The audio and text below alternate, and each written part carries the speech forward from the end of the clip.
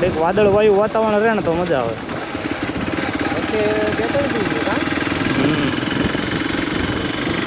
એના હિસાબે તો આપણે ફરવા નીકળતા હોય તો વાતાવરણ સારું છે, મજા આવે છે.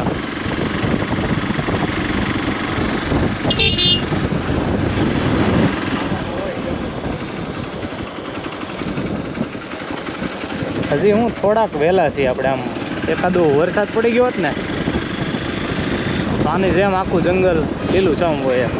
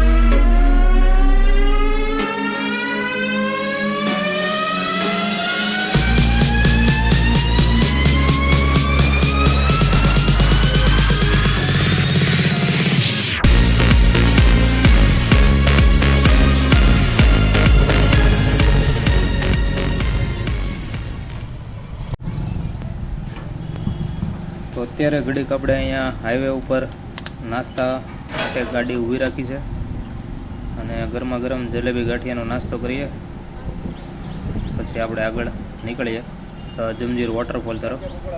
બહુ સરસ નાસ્તો બનાવે છે ભાઈ, અને લોકેશન છે એમનું ભાવનગર સોમનાથ હાઈવે ઉપર છે, કેસરિયા ગામ આવે છે ત્યાં કોર્નર ઉપર છે. આ હાઈવેની નીચે એમની આ સ્ટોલ છે ચાનો તેમજ નાસ્તાનો.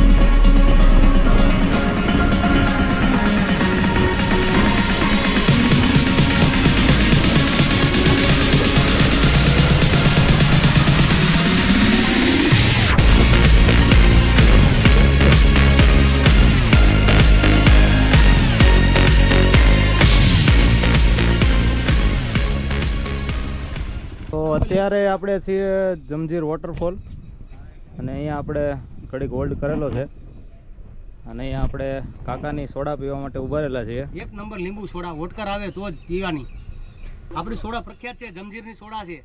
ઘાટવડથી શનિ રવિ આવીએ છીએ, પ્રખ્યાત છે સોડા. વોટકર આવે તો જ પીવાની.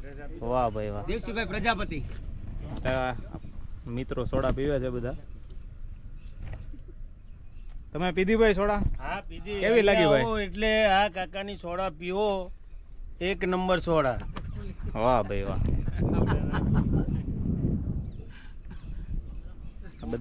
બધા ભાઈઓ પણ સોડાનો આનંદ માણે છે.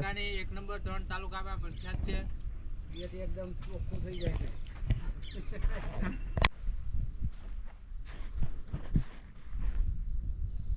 અહીંયા એક આશ્રમ છે અને આપણે જઈએ છીએ અત્યારે જમજીર ધોધ તરફ.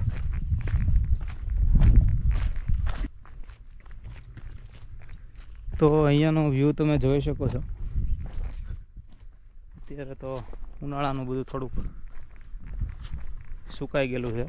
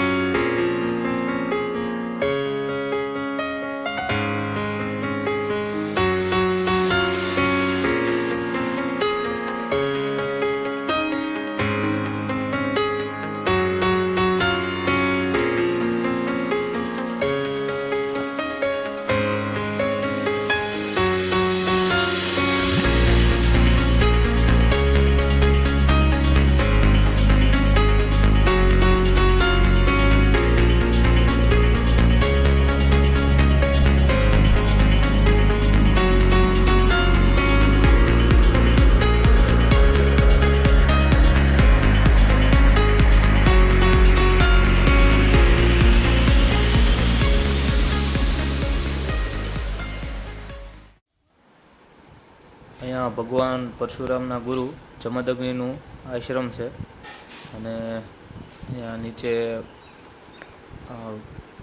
મંદિર છે જમદગ્નેશ્વર મહાદેવનું અને ઉપર એક આશ્રમ છે જ્યાં એક મહંત બેઠેલા છે.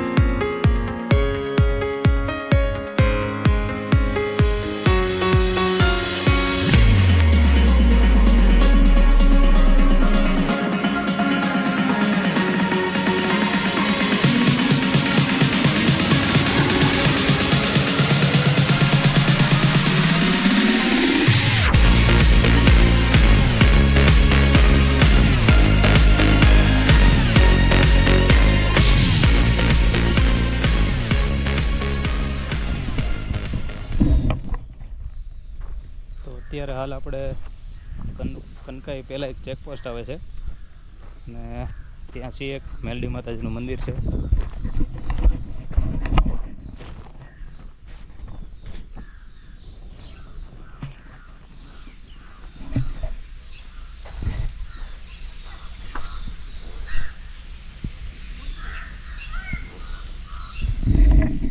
અહીંયા એક આશ્રમ જેવું છે અને મંદિર પણ છે.